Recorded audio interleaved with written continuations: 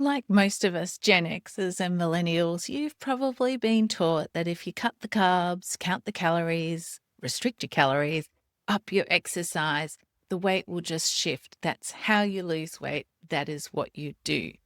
But you've maybe already figured out that since you hit your 40s or your 50s, that approach to food and exercise and weight loss just doesn't work anymore. And there's a reason for that. And I want you to know it's not because of you. It's not because you're lazy or doing it wrong or having too many treats or just need to try harder. The rules have changed because your hormones have changed. And today I'm going to be explaining exactly why that matters and what you can do about it instead. So stay tuned until the end because that's where I'll be sharing my 4-step strategy that works with your hormones and your changing body, not against it. So you can finally feel like yourself again, more energized, more calm, in control, and comfortable in your body. I have so many women who come to me and they're almost eating nothing, like cutting back on everything. No wines, no treats, no pizza night or dessert. They don't eat junk food. They eat really beautifully, trying really hard to look after themselves, but using those rules that we grew up with being told as the way to lose weight, the way to look after ourselves and keep us feeling comfortable in our genes. And like sometimes I see women, they think, oh, well, I'm still gaining weight. They'll cut more. They cut down their meal sizes even more, or maybe start fasting and skipping breakfast and just living off coffee and not much else, to be honest. And it doesn't work. In fact, it has the opposite effect, and we will go through that today there as well. But like I have a client, Cherie, and she'd tried all those different things as well. And in the space of a year, she'd gained nearly 20 kilos. She was not doing anything different to usual. She was still eating in a similar way, eating her vegetables, eating protein, all those things, exercising, going to a lifting weights and circuit classes and that sort of thing as well. But nothing much was happening for her. So she tried lots of different things, keto, low carb. She was doing carnivore when we met. And then within a few weeks of starting her personalized nutrition plan, so she was one of my Chaos to Calm method clients, she had lost like 10 centimeters from her waist and lost 5 kilos as well. And for her, it was a shock that she could actually eat bread, eat carbs, and still lose weight. And that's the thing, that if you learn nothing else or take nothing else away from today, I want you to know that you don't have to go to extremes. You don't have to cut out whole macronutrients or whole food groups to lose weight or be healthy. I think that's a really common misconception.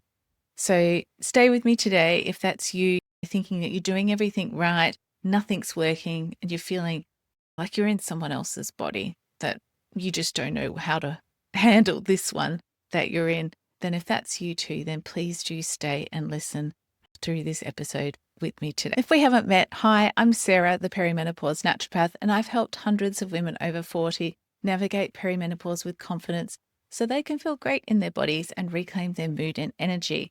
So if you're feeling like your changing hormones are hijacking your mood, energy, and weight, and you want to change that in a holistic way, then this is the place for you, because each episode I share with you my views on what's happening in your body, why you're feeling the way that you are, and how you can change that with actionable advice to help you move from chaos to calm and feel more comfortable in your body. So welcome, friend, to episode number 92 of Chaos to Calm. Today, I am indeed talking about why eat less and move more doesn't work after 40. And I want to say this episode is really close to my heart because I lived through this experience myself. And it's the reason that I became passionate about women's health in perimenopause and became the Perimenopause Naturopath. Really refined down who I wanted to work with to women through perimenopause, because I do strongly feel that it doesn't have to be I want to say a word that I know will get Apple Podcasts very unhappy with me. So it doesn't have to be a horror show. That's the word I'll use. It can actually be a really spectacular phase of life. And that's really what I want you to know. You don't have to resign yourself to feeling awful or gaining weight or experiencing lots of symptoms in perimenopause just because your hormones are changing. So, like most of you, I'm a busy mum too. I have 4 kids. I'm currently homeschooling 2 of them. The other 2 are old and graduated. I'm a naturopath as a lacrosse player, lover. Lacrosse is life. And like I said, I love helping women thrive in perimenopause. But I often naturopaths, we all have our own story there as well. But what I think works really well for me in helping my clients is that I've been there too. I've been there, done that. And I hit a seriously low point in my health after my 3rd pregnancy. And then through my 4th pregnancy, things really started to slide. So for context, I was 39 when I had my youngest child. So very geriatric, as they say. Awful.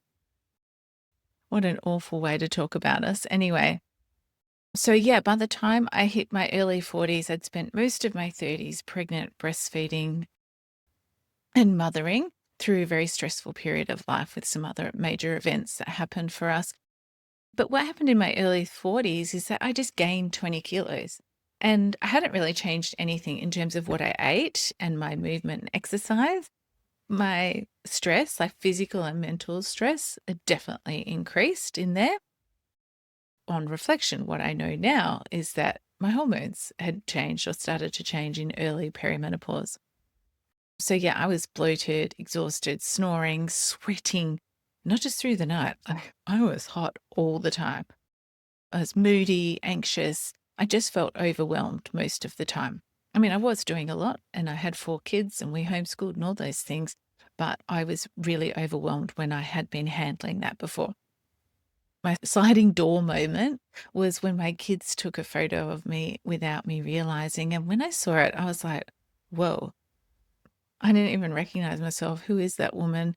I looked puffy, tired. I looked angry. And I showed my husband, I was like, oh my gosh, look at this terrible photo the kids took of me. He was like, what are you angry about? And I wasn't angry. That was just my resting face because I felt that bad inside. And that moment made me realize that I really needed to do something different. I was unhappy inside and out. I didn't want that version of me to be the one that my kids remembered. I wanted to be fun mum too. I didn't want to be always angry and grumpy. But really what scared me the most was I was like, well, if I feel this bad right now, how am I going to feel in 10 years' time? So that was very motivating for me to take action. I'd kind of been studiously ignoring how I was feeling for probably 6 months before that. And I think part of the reason of that was I just didn't know what to do or where to turn to. I was doing all the right things. I was watching what I was eating. I'd cut my carbs. I was exercising. I had an exercise bike in the lounge room.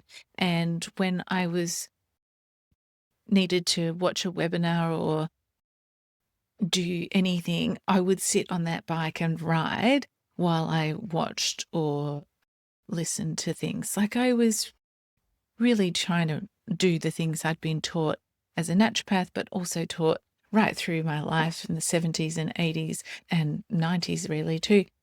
That's how you lost weight. But obviously it wasn't because it wasn't working for me. There was something else going on. I'd had blood tests. My thyroid was fine. So what was it then? What else could I blame? What was behind it? And that's when I really started digging. So I realized I was in early perimenopause. This was despite my doctor telling me I was way too young and I could not possibly be in perimenopause, but all my symptoms fit with early perimenopause. And if you want to see if your symptoms fit with early perimenopause, please do go to my show notes and download my freebie, the Perimenopause Decoder, to help you get an idea of if it is perimenopause for you, what phase you're in, sort of how long you might expect it to happen or to keep going for there as well. So yeah, the missing piece for me wasn't cutting out more or doing more exercise or needing more willpower to say no to sweets or treats or occasional glass of wine. I didn't even do any of those things anyway. But yeah, it was really understanding the metabolic changes that come with those hormone shifts of perimenopause, especially early perimenopause. So once I learned to work with my body, what it needed, what was going on, what was driving that weight gain and why I couldn't lose it, then everything changed for me. I lost 19 kilos. I did hold on to a kilo, but yeah, I lost 19 kilos in 20 weeks. And I didn't feel restricted doing it. I just felt crazy good, is what I'm going to say. And I still eat in this style and this way and don't feel deprived. I still enjoy things. My 18-year-old made me some gluten-free brownies the other day, and I've been enjoying eating those. But I try and do it in a way that lessens the impact of the sugar and the flour and those things in it on my body. But, having that experience of feeling really powerless and not knowing what to do, how to get myself out of the hole that I was in, that's why I do what I do now. Because I see this story echoed in the women around me and in my clinic each week. Everyone that I talk to, it's not just you having this struggle, and it's not just about trying harder or doing it better or saying no to more things. It's definitely not that you're broken or anything like that. It's just that none of that way that we've been taught, what we still gets perpetuated through social media and the media. It doesn't actually work for us. It doesn't work with our body and our changing hormones. It doesn't work in this phase of life. I could even argue it doesn't work at any phase of life. But today we're just going to talk about why it doesn't work for you in perimenopause, in your 40s and 50s, and what it does work instead. So let's explore what's actually going on and how you can start seeing progress and feeling comfortable in your body again. So first of all, your hormones change how your body uses fuel. So as we move through our 40s, your hormones like estrogen, progesterone, testosterone, and melatonin too, they don't just sort of quietly fade or change. They can really, in the case of estrogen, really fluctuate, spike and drop in really unpredictable ways and changing from moment to moment within a day, let alone from day to day, week to week. And these changes impact more than just your cycle, impact your mood, your sleep, every single cell in your body. I know I talk about that a lot, but it's really important to understand. And that's why you feel perimenopause symptoms all over your body and in your brain, and including how your body metabolizes food and stores energy. Your hormone changes impact that. So one of the biggest metabolic shifts that you experience through perimenopause and menopause is that we become more insulin resistant. And so what that means is that we have a hormone insulin, and its job is to move sugar, glucose, from your bloodstream into your cells, where it's used by your mitochondria to make energy. But when you become insulin resistant, your cells stop responding, like they keep the door locked. They don't unlock the door and let the glucose in. So if we think of insulin as the way that we unlock the doors to the cells so the glucose can get in. So if your cells are not listening, your body just produces more insulin, knocking harder, trying to get the message through to the cells. The problem with that is that when insulin is high in our bloodstream, it puts us into fat storage mode. So it switches off fat burning. So we can't access or use our fat as fuel. Our body instead clings to that fat and in fact puts that excess glucose that's in your bloodstream into your fat stores, and mostly around the middle there as well. You end up in a cycle where you're storing fat, but you can't use it. You can't access it for energy, and your glucose is not getting into the cells, so your cells are starving, and your appetite hormones like ghrelin and leptin, there's many others as well, they can get out of balance, and even your brain can develop some resistance to them and not listen to them. So that's what can lead to feeling hungry all the time, like, oh, I've just eaten, but I'm still hungry. Or I just ate and I'm hungry a couple of hours later.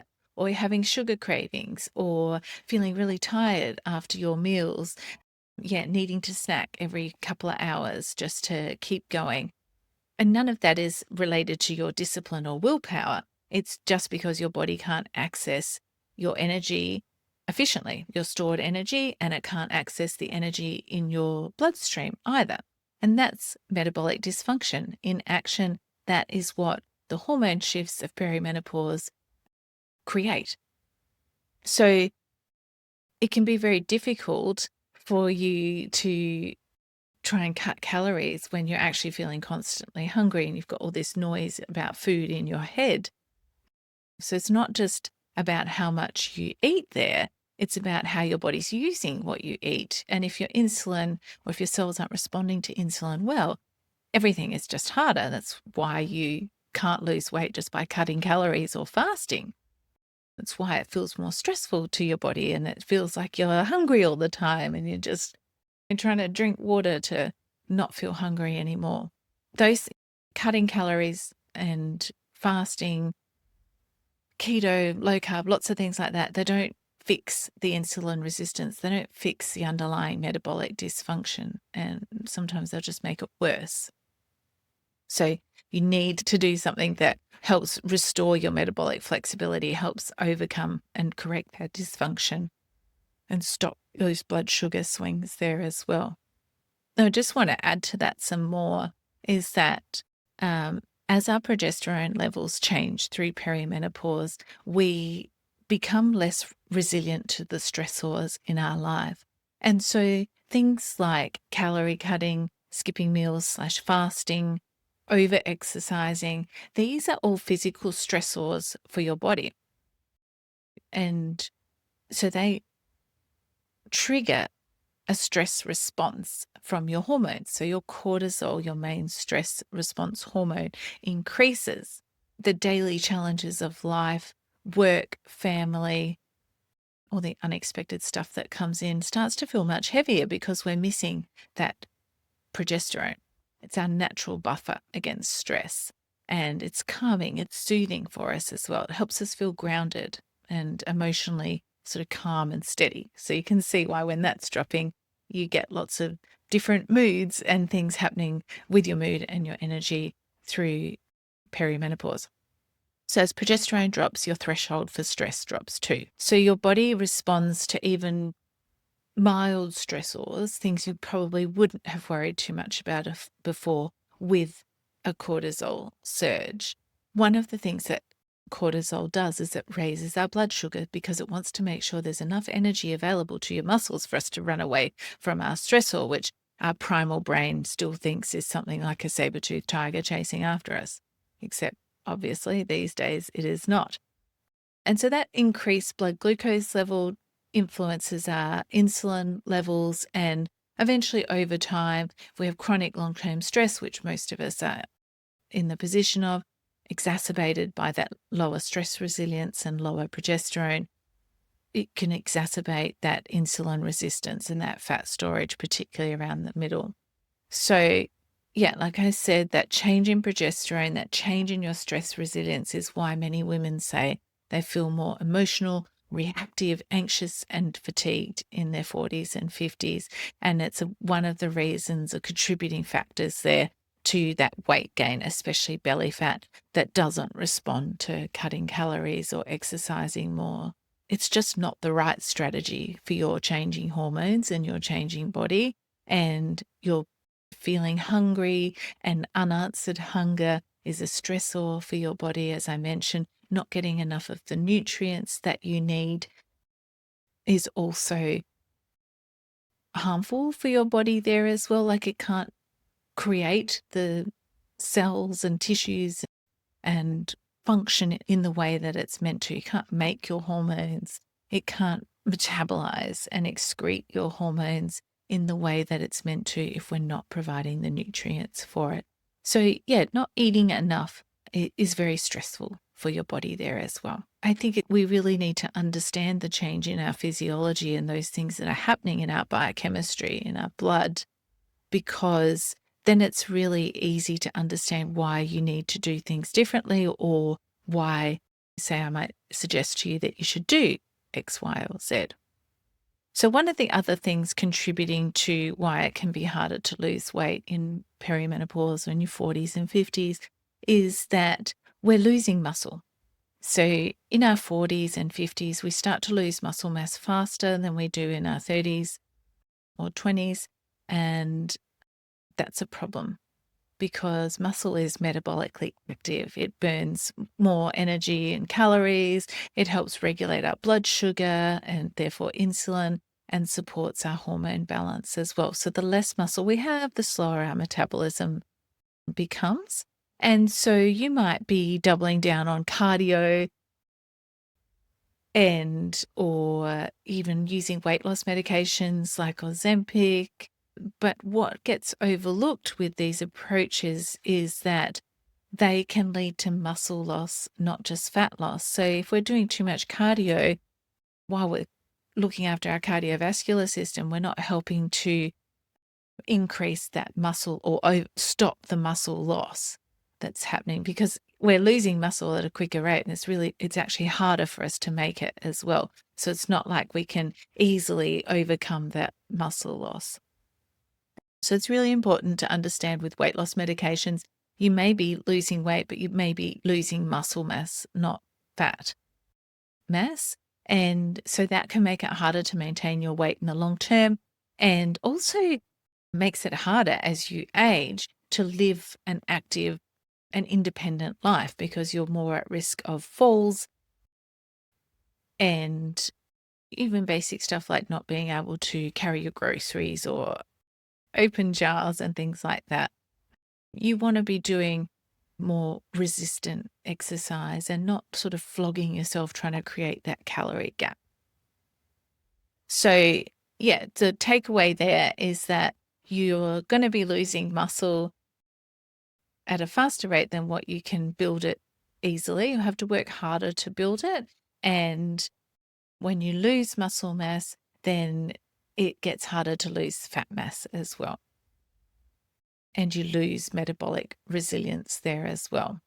So yeah, you might be doubling down on that exercise thinking you're doing the right thing, and you might initially lose some weight, but it might make it harder in the long term. And your body becomes less efficient at handling food when you lose muscle and regulating your blood sugar, managing your stress responses. So it's not just about losing weight, it's about what kind of weight you're losing and whether your body is equipped to keep that off in a healthy way there as well.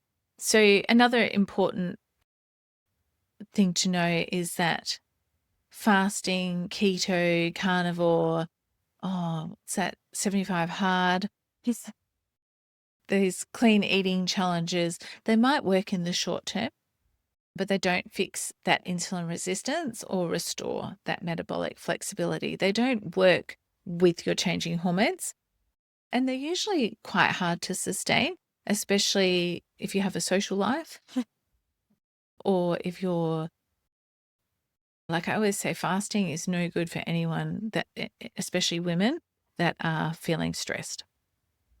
Okay, so just checking over my notes there, I wanted to make sure you understand that your hormone changes in perimenopause and menopause lead you towards insulin resistance and fat storage mode, and cutting calories, exercising more, fasting, those sorts of things can be stressor on your body and not protect and preserve your muscle mass, but, make it disappear quicker, which ultimately makes it more difficult for you to lose weight. So what does work? Well, like I keep saying, it's time for a strategy that works with your hormones, not against them. And this is what I teach inside my programs. And today I'm going to walk you through my strategy there as well. So the first part of your strategy is understanding what's driving your symptoms, because symptoms aren't random. They're signals from your body. They tell you what's out of balance, what's being overworked, where support is needed. And in perimenopause, that might include looking at your thyroid or your liver, your gut health, micronutrients? How are your vitamins and minerals? What are your levels of, say, iron? That's one of the most common deficiencies that I see in clinic alongside of vitamin D. How are you handling your stress? What tools are you using to build your stress resilience? What's your immune system doing? How's your inflammation? So hormone testing can be hard to get. And because the gold standard in Australia and New Zealand as well is symptom picture and age and family history to diagnose perimenopause and menopause. So I don't necessarily use hormone testing in my clinic because also you have to do it on the right day, and that can be quite difficult to do if your cycle has started changing. But also it is just sort of one snapshot there as well. But that's not to say that I don't love blood tests, because I do love your basic blood biochemistry, your iron studies, a thyroid panel, those sorts of basic blood tests alongside your full symptom picture. They can really tell us a lot about what's driving your fatigue, your mood swings, that weight gain and sleep issues. And yeah, I just want to say, of course, perimenopause is likely part of it for most of you listening to this. Otherwise, why would we be here together as the Perimenopause Naturopath? But, you have your own unique sort of blend of reasons why. So yes, those hormone changes are part of it. What else is going on for you? And that's really where some blood tests looked at using optimal ranges, and also from that functional or naturopathic perspective. So we're not just looking at individual markers, we're looking at patterns or clusters and picture groups of them together to get an understanding of what the systems in your body are doing, how things are going. So inside Perimeno Go, which is more sort of my DIY program, I'll walk you through how to track those symptoms what blood tests you should think about looking at, and a basic interpretation of those as well. Inside the Chaos to Calm method, which is my higher, more support, more one-to-one support and more personalized program, I'll take it a step further there, where I actually interpret those results for you through a functional lens and create a strategy or treatment plan and nutrition plan around your unique biochemistry and your health history, phase of life, all of those sorts of things as well. So speaking of that, the second part of the strategy is really eating in a way that works not just for your metabolism, but your phase of life, your hormone changes, and also, what's underlying, what those issues are that's underlying the way that you've been feeling. So this is really where everything starts to shift. This is where the magic starts to happen when we look at how you're eating and what you're eating when you're eating. So we're not just thinking about restriction, calorie counting, calorie cutting, fad diets, or short-term interventions. We look at how food influences your hormones, especially insulin, your other appetite hormones, ghrelin, leptin, but your female hormones as well, your stress hormones, like your thyroid, all of those things. Let's eat in a way that helps support your best health there as well. And one of the ways, the two master hormones in my mind are cortisol and insulin. So we want to eat in a way that helps stabilize your blood sugar, reduces your insulin output, helps undo that insulin resistance, and give you back some metabolic flexibility. So that means like learning how to eat, not just what to eat, eating regularly to avoid energy crashes or big changes to your blood sugar level. But I'm not talking about eating 6 times a day. No, I'm all about 3 meals a day, and that's it. It's the quality of those meals as well, making sure we're eating enough of the right foods that are going to supply the nutrients that your body needs. And then it feels safe, supported, nourished. It feels safe to release that stored fat, because it's about fueling your body, supporting and nourishing it, not punishing it. or beating your metabolism back into where you want it. So the third part of the strategy is smoothing that hormone roller coaster. So I mentioned before that estrogen, as it declines, it fluctuates heavily. It can go really, really high, higher than ever before, and really low as well. And we can't stop the natural hormone changes of perimenopause. Like, menopause is coming for all of us, no matter what. I guess the only way that you could stop it is if you took hormone therapy forever. But that's not what I'm choosing to do, and it's not what lots of others of you want to do either. But, so we can't necessarily change that endpoint, but we can make the ride less intense. We can help smooth those fluctuations. And so we want to get rid of those high highs and the low lows, because when they change, when estrogen particularly is changing too much and too quickly, that's when you get a lot of your symptoms like flushes, sweats, the mood changes, the unpredictable cycles, heavy bleeding, that sort of thing. So we're thinking about, eating to support our blood sugar level and reduce insulin output. We're also thinking about what we're eating as well. And in particular, I love phytoestrogens. I've waxed lyrical about them in multiple podcast episodes and blogs. And so if you want to know more about them and how I use them, do go back and listen to that as well. But they are really helpful for softening the spikes of estrogen, so your body isn't constantly having to brace for impact there as well. So the last part of the strategy is all about supporting your foundation and your systems. So your gut, your liver, your thyroid, your nervous system, we need a lot from them to help us adapt or survive the hormonal changes, because all our cells are used to having lots of estrogen, progesterone, the testosterone. And as that's changing and declining, it's hard for them to adapt when they're not working, they're not at their best, when we're not supplying them the nutrients that they need, when we're not getting enough good quality sleep.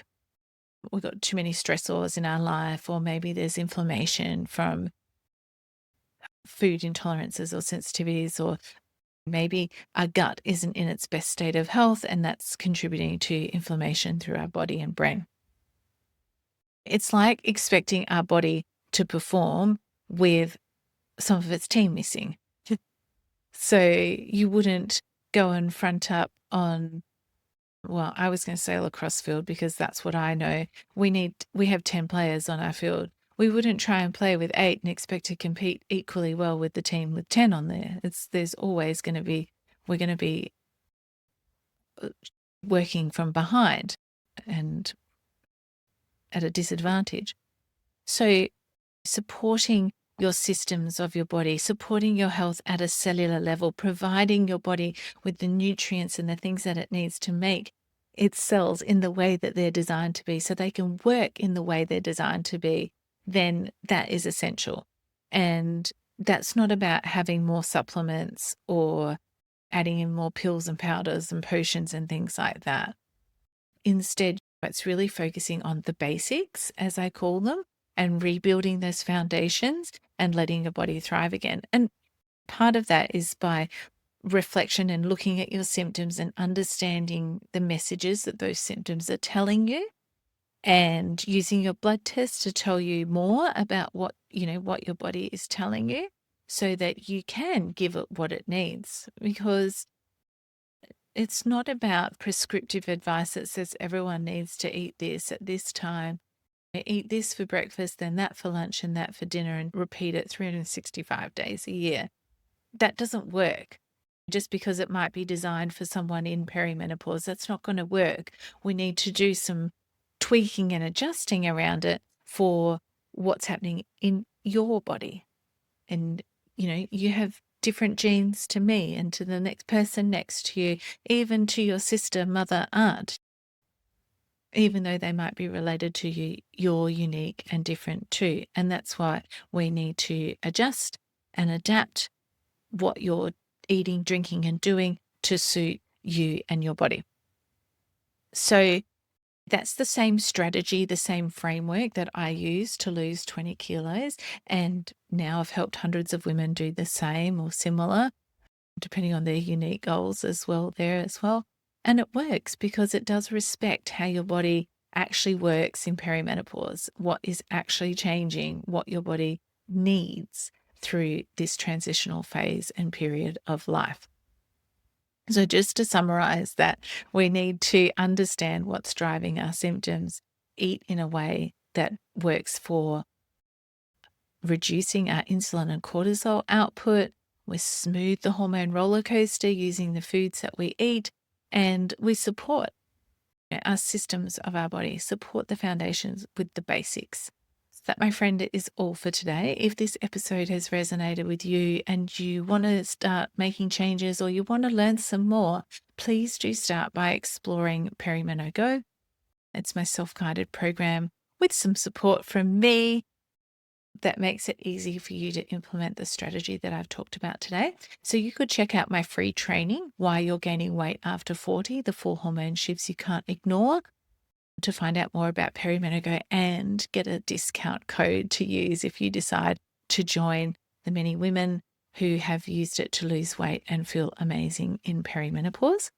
Or if you want more personalized support, then do visit my website and book a free clarity call, and let's talk about whether the Chaos to Calm method is right for you. Thank you so much for tuning in to today's episode, Why Eat Less, Move More Doesn't Work After 40, and sharing your time with me. If you found this helpful, please do follow the podcast wherever you're listening so you don't miss future episodes. And if you have 30 seconds, I would just really appreciate it if you left a review.